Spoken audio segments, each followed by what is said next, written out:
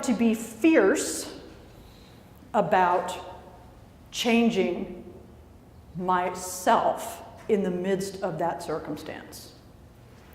That's what I had to be fierce about. And so that's what I did. And this time around, standing in front of the mirror, deciding not to commit suicide, I had to decide the same thing. I don't like how this feels. It wasn't my life that I was hating. It was myself. I don't like how this feels. So I am the only one who can do anything about it. So that's what I'm going to do. And that's how all of this stuff works. So I don't actually have a copy of what you have in front of you, which is odd. Thank you. All right. I love acronyms. Thank you, Amy. I love acronyms. This one is awesome.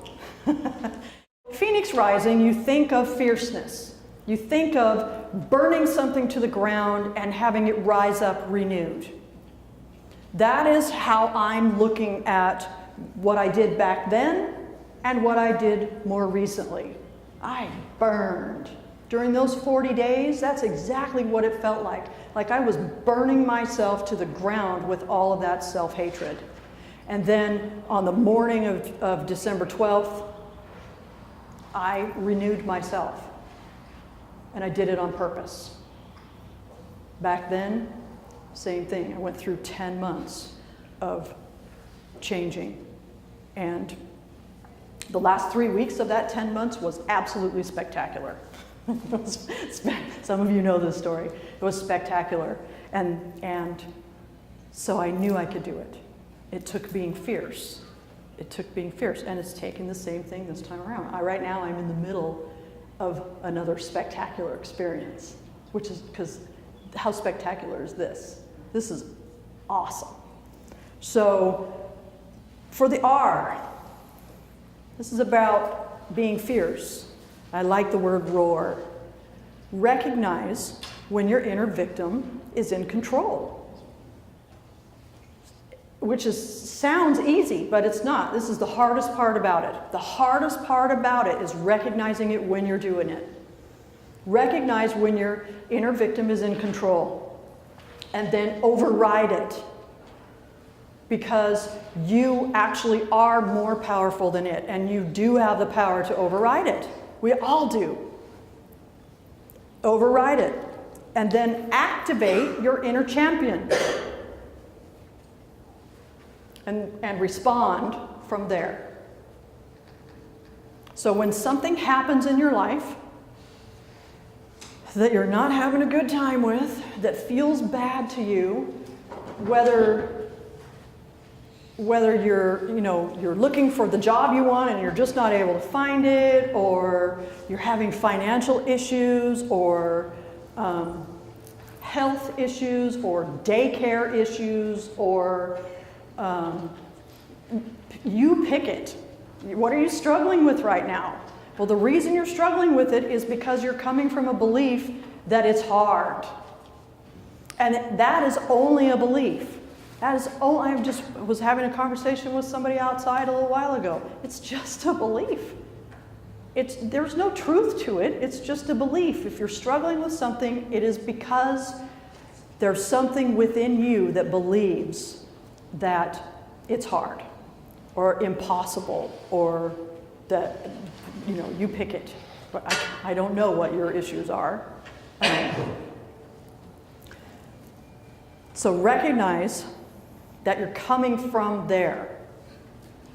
And then myself, I worked to stand in the open moment. Okay, I see that my inner victim is very active right now. I'm willing to believe that something else can happen. I just have the tiniest corner of my mind open to the possibility that things can change for the better. And when I do that, and that's actually how I do it, because it's like my mind is a big black box and there's a little pinprick right down in the corner, and that's where I go. Because what's outside the box We all are familiar with the box, right? The instructions for getting outside the box are on the outside of the box. So, you know, I have to be willing to look down in that corner where that little pinprick of light is, because that's where possibility is. Possibility and potential are all outside my personal belief system that keeps me right here. Okay? And possibility and potential both have a purpose. And they both have the same purpose. Anybody want to guess what it is?